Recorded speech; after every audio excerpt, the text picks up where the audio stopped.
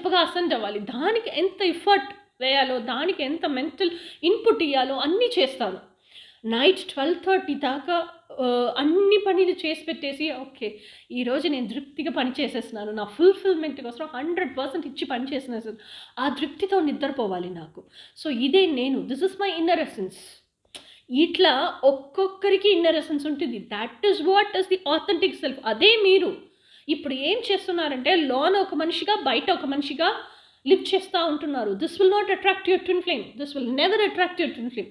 మీరు ఎప్పుడు మీ ఆథెంటిక్ సెల్ఫ్గా లోన బయట రెండు ఒకే మనిషిగా బతుకుతున్నారో, that is attractive to your twin flame. ఓకేనా? Second point, friendship.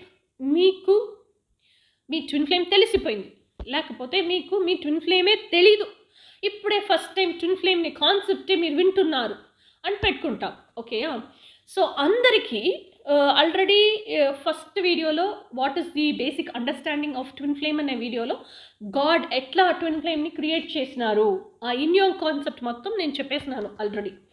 ఓకేనా? సో ఎట్లా క్రియేట్ చేసినారు, సో మాస్కులైన్ లోపలే ఫెమినైన్ ఉంది, ఫెమినైన్ లోపలే మాస్కులైన్ ఉంది.